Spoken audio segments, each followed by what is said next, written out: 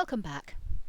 Next we're going to talk about some situations in which you might not want to carry out every potential loop of a for loop that you have written. Why might that happen? Well, sometimes, for example, if you are writing an algorithm that is searching for a thing, you want to end the execution of a loop early, for example, because you've already found the unique thing that you were looking for. And the special break command is useful in those situations. So let's see an example. Here's a program which you should now be in a position to understand completely. We're looking for the first number which is divisible by n between start and end. So in this particular case we're going to set start to 50, end to 5000 and n to 344.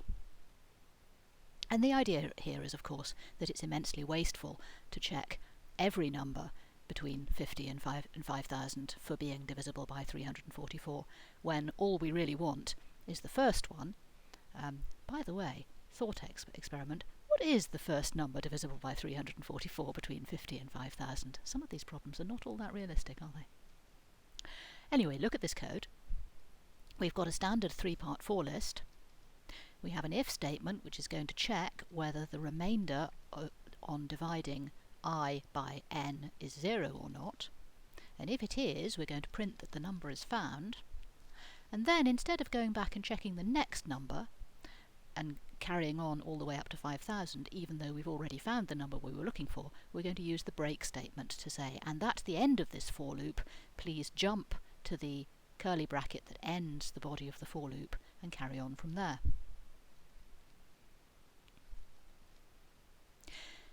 The other situation under which it's useful to have a special command is where you want to say, well, it's not that we've completely finished the loop, but it is that we know this iteration of the loop is not worth continuing with. So we have typically checked some kind of constraint on the input, on the loop bound, or on the loop bound and some other variables jointly, and immediately been able to determine that the main body of a loop iteration is not useful for this particular iteration, so we would like to skip it and go on to the next iteration.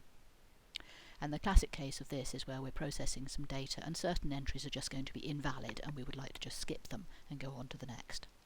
And the continue command is the one that lets you do this. It lets you skip the remainder of the loop body and continue with the next iteration. So here we have a variant in which we're going to skip the numbers which are divisible by n. In this case n is going to be 5. And so again we have our standard three-part for loop, and the same test. We're going to test whether I, the current loop variable, is divisible by n or not. But in this case, if it is divisible by n, we're going to use the special command continue to say, okay, skip this value of I, go back round, do the increment part of the three-part for loop, and then continue as you would have done, check the condition again and continue with the next iteration. That's obviously only worthwhile if you're actually saving something that's convenient to save by skipping the rest of the iteration. Now, the most common case in which you would want to do that is if there are some calculations in the rest of the loop iteration that are simply invalid if you continue with this particular value of I. But another case might be if they were particularly expensive. So break and continue can be useful in those kinds of situations where you want to do something a bit more complicated than just run every iteration of a for loop until you get to the end and then stop. However, a word of caution. In practice, it is easy to end up writing complex and hard to read code using break and continue, and complex hard to read code is inherently error prone. Why is this? I think fundamentally it's because in reasoning about whether a particular value is a possible value at a given line of code, you have to think not only about what nested if statements you might be inside, but also about under what conditions you wouldn't have got here in the first place. In other words, what breaks and continues come earlier in the code than the point you're looking at, such that you might be able to say, actually, I know we can't be looking at a value like this, because if we were, we would have already done break or done continue, and that can get quite hard to debug. So actually, in the version of the course that I taught some years ago, I didn't even tell students about break and continue, because I actually felt that it's probably a good thing if beginners in Java simply don't use them. So you should now know them because they're in the syllabus, but if you choose not to use them, I for one will not criticise you for that. Usually nested conditionals are better style, because they usually make it easier to reason about the circumstances under which a given line is reached or not. So let's have a look at some nested conditionals.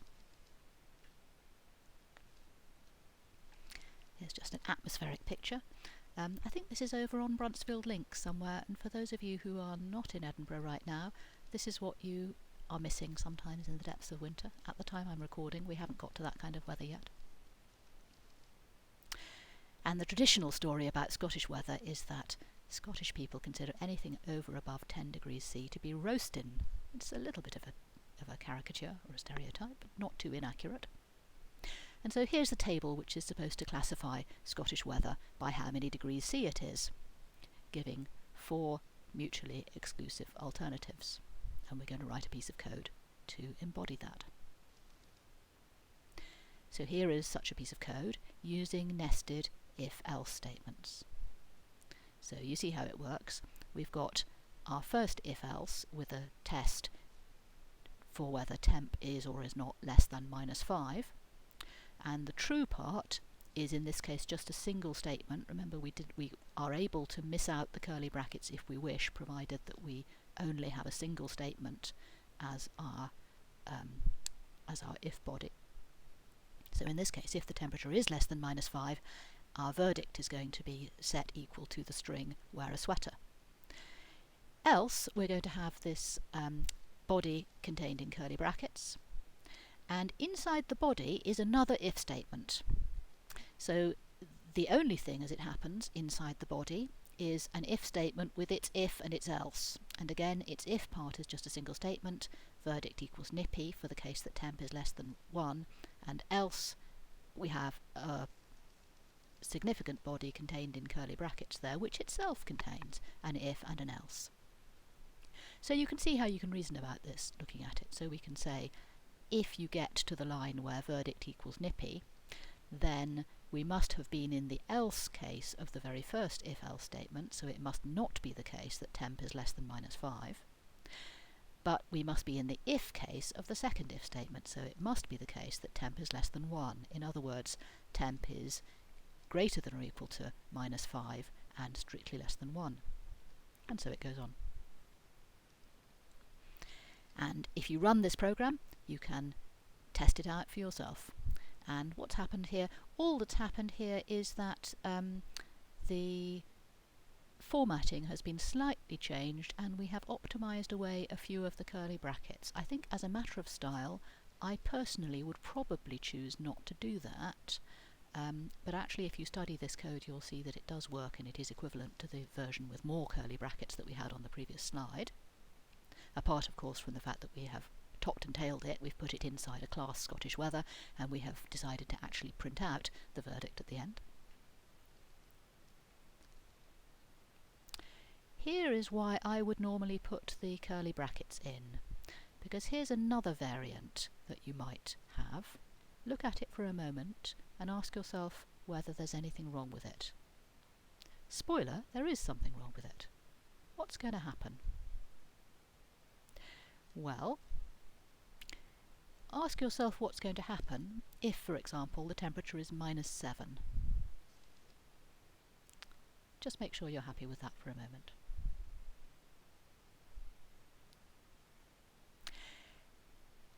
So, in summary, by the way, if you weren't happy with what happened on the previous slide, now is a great moment to go and stick it into your editor or your IDE and find out. So in summary of what we've done in this section, control flow is about the sequence of statements that are actually executed in a program run, and we have various commands in Java that enable us to choreograph that, chiefly conditionals and loops. And so we started off looking at straight line programs, and then we've looked at conditionals, which are if and if-else statements. and we've looked at two different kinds of loops. We've looked at while statements and we've looked at the standard three-part for statement. Later on we're going to meet another variant of the for statement, which is in many circumstances even more useful, but we'll leave that for another time. Here's the reading for this week.